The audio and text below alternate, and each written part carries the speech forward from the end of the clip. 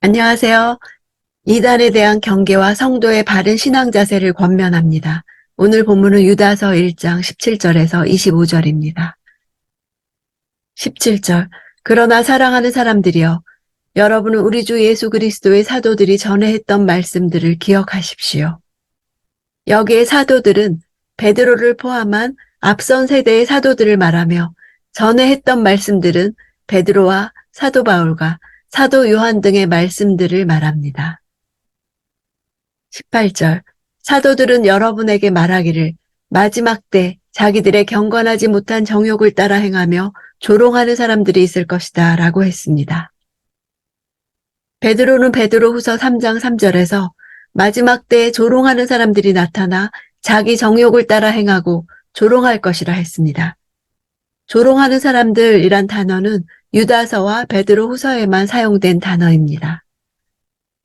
유다는 하나님을 흉내내면서 속으로는 조롱하며 말썽을 일으키고 있는 당시의 이단자들을 바로 이 예언에 따라 출현한 조롱하는 사람들로 구분해 경계하고 있습니다. 19절. 이들은 분열을 일으키는 사람들이며 육신을 따라 사는 사람들이며 성령이 없는 사람들입니다. 당시 영지주의자들은 스스로 거짓된 영적 체험과 영적 지식을 가지고 있다고 믿으면서 다른 그리스도인들보다 자신들이 더 우월하다고 자처했습니다. 이들은 자신들만이 천상적인 세계의 신적인 불꽃을 가지고 있어 이에 속하지 않은 사람들은 세속적이고 썩어 없어질 저급한 영혼을 가진 육적인 사람들로 구분해 스스로를 분리하고 당을 나누었습니다. 육신을 따라 사는 자로 번역된 단어는 인간들이 짐승들과 공통적으로 갖고 있는, 즉 욕구와 정욕에 복종하는 감각적인 본성에 의해 지배를 받는 상태를 말합니다. 성령이 없는 사람들이라 한 것은 이단자들이 성령을 받았다고 주장했음을 보여줍니다. 20절. 그러나 사랑하는 사람들이여, 여러분은 지극히 거룩한 믿음 위에 자기를 건축하고 성령 안에서 기도하며, 거룩한 믿음 위에 자기를 건축하라는 것은 교회 전통에 의해 주어진 진리나 교리를 기초로 신앙의 진보를 이루며 계속해서 자신을 성장시켜 나가라는 말입니다. 이단자들을 대적하는 능력을 가질 수 있는 유일한 토대는 바로 거룩한 믿음 위에 굳게 서는 것입니다. 성령 안에서 기도하라는 것은 이단자들이 성령이 없는 것과 대조를 이루는 표현입니다. 진정한 기도는 성령 안에서 하나님과 교통하는 것입니다. 21절.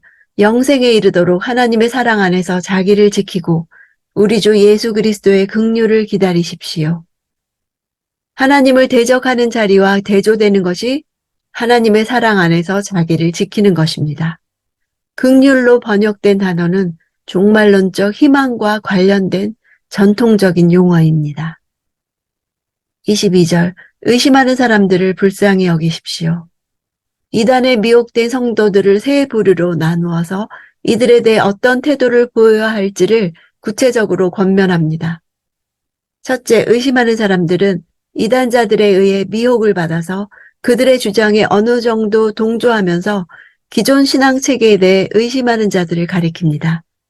이들은 조롱의 대상이 되어서는 안 되며 대신 긍휼을 보여야 합니다. 참된 가르침을 제공하면서 조심스럽게 교회로 다시 이끌어들여야 할 자들입니다. 23절. 또 어떤 사람들은 불에서 끌어내어 구원하십시오. 또 어떤 사람들에 대해서는 육체로 더러워진 옷까지도 미워하되 두려운 마음으로 그들을 불쌍히 여기십시오. 두 번째로 거짓 교사들에게 동의함으로 신앙의 위기에 빠진 자들은 그들을 불 가운데서 끌어낼 사람이 필요합니다. 이들은 의심하는 차원을 넘어 이단들과 보다 더 깊숙이 연루되어 영원히 멸망할 불 속에 빠져들어가는 자들을 말합니다.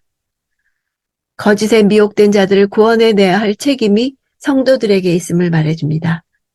세 번째로 이미 거짓 교사들과 연합한 자들, 그들의 부도덕한 생활에 감염되어 이미 죄악에 빠져있는 자들을 조심스러운 긍휼의 자세로 대할 것을 권면합니다.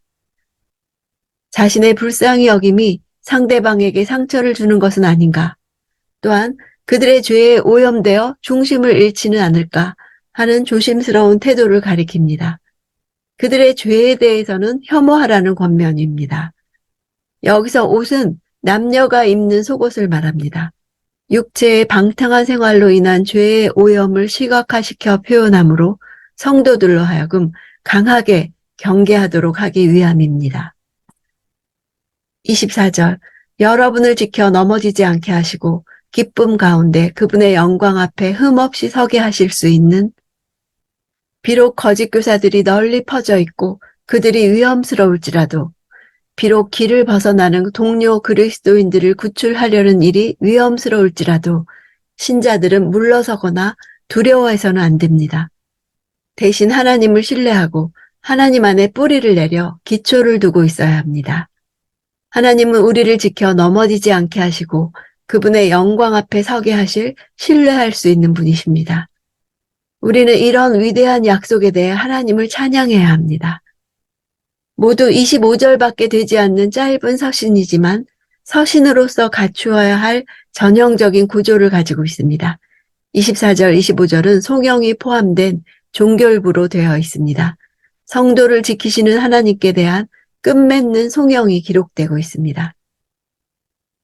25절, 유일하신 우리 구주 하나님께 우리 주 예수 그리스도로 말미암아 영광과 위엄과 능력과 권세가 만세 전부터 그리고 지금과 영원 무궁토록 있기를 빕니다. 아멘. 유일하신 하나님이란 30개의 파생신을 인정하는 영지주의 이단자들을 겨냥한 표현입니다. 영광과 위엄과 능력과 권세란 오직 하나님께만 존재합니다. 하나님의 속성들을 열거하며 하나님을 모욕하는 이단자들을 대항하고 있습니다. 거짓 교사들은 신자들의 집단에서 온 자들입니다. 그들은 심지어 자신들의 잘못된 교리들을 가르치면서 올바른 것들도 많이 말하고 행했습니다. 우리의 정욕은 우리의 초점을 잃게 하고 우리를 하나님의 진리에서 멀어지게 합니다. 올바른 교리와 참된 믿음은 중요한 관계가 있습니다. 하나님의 은혜라는 미명하에 죄와 타협하는 삶은 하나님을 안다고 주장하지만 행동으로는 그리스도를 부인하는 것입니다. 교회 안에 있는 많은 사람들은 회개하지 않는 자를 하나님이 심판하시리라는 사실을 믿고 싶어 하지 않습니다. 오늘날에도 어떤 그리스도인들은 자신들이 어떻게 사는가는 믿음과 별로 관계가 없다고 믿고서 죄를 과소평가합니다. 그러나 한 사람이 진실로 믿는 바는 행동에 드러나게 되어 있습니다. 진정으로 믿음 있는 사람들은 하나님에 대한 깊은 경외와 하나님 말씀 속의 원리들에 따라서 살겠다는 결단을 합니다. 큐티할 때마다 그런 결단이 있기 원합니다.